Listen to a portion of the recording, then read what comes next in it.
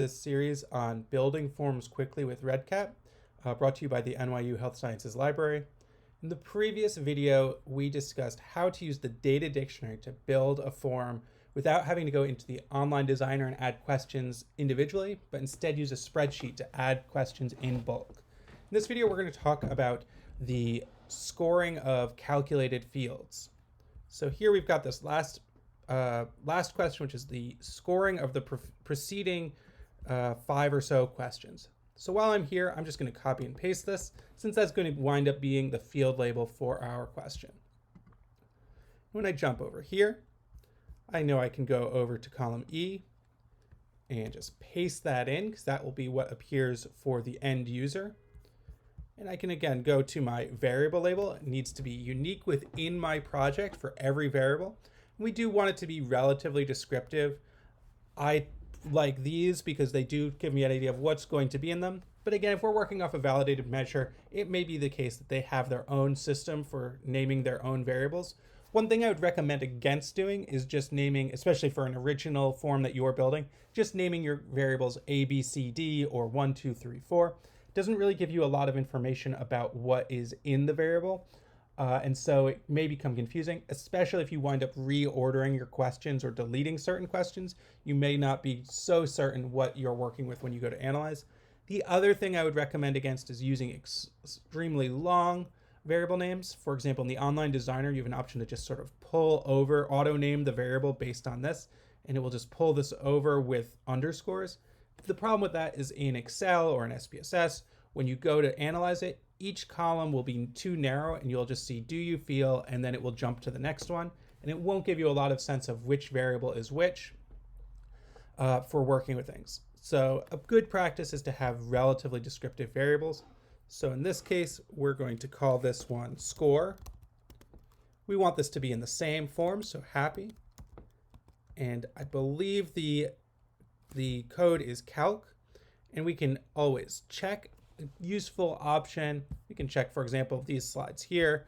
A useful option for my own work for kind of getting all these, here it is, calc, rather than trying to memorize them, is when working with the data dictionary, is to use the online designer to create quickly one of each type of question I'm likely to have, download the existing data dictionary, and then be able to copy and paste. So going back to Excel, so here we've got calc, and here we need to provide it with a calculation. So you can look in the REDCap documentation, especially under the help and FAQ, for the different formatting of the calculations. Here, if we were to search for calculated, we can find it in our project. But here I know the calculation I want, so I'm going to jump back to Excel. We could either do it as giving each variable name and a plus sign between them. I'm actually going to make these a little more narrow just so I can see what I'm doing as I add it here. Or we could do sum, parentheses, and then each variable name in square brackets.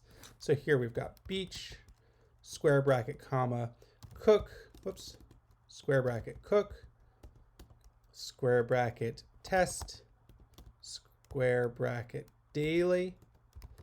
And of course, this may not make total sense to add these up as just sort of a raw numerical sum, but for the sake of today's demonstration, it doesn't matter too much sense if it makes coherent, logical sense from the standpoint of study design. The main thing is just to have the variables. So it's always going to be some function with square brackets, very similar to the functions that come with Excel. Big difference is we're leaving out the equal sign that we'd use for an Excel function for those of you who are Excel fans. I'm using sum rather than writing in beach plus cook plus test, because this will add as I answer questions, whereas adding the plus sign will sum it all when all 5 have been answered. It's not really a huge difference, and you could try out and see the differences between them. But now, again, I'll hit save, and I will go and back to my dictionary page, back to my upload file, whoops, browse, upload, no problems. And now if I go into my happiness form, You can see it's here at the end, and we can say yes, yes, no, sometimes, and here we've gotten a 6. And we can remember this is from 0 to 4, 0 to 4, 0, 1, and so on. So we could test it. We could say, okay, if I change this to yes, that becomes 7. That makes sense. If we change this, does this add 2 more? Yes, it does. Does it drop 4? Yes, it does.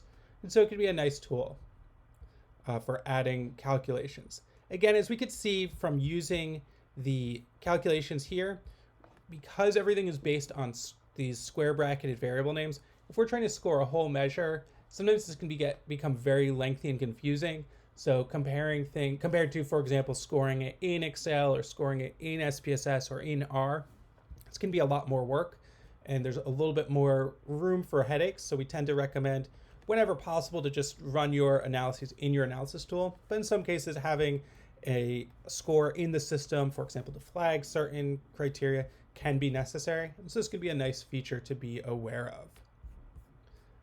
So I would say I recommend trying out building this form on your own. I'll try to hold on just a second. Maybe I'll actually zoom out just a second so you can see all of the questions. Try out building questionnaires on your own in the data dictionary. Really get a feel for how it works.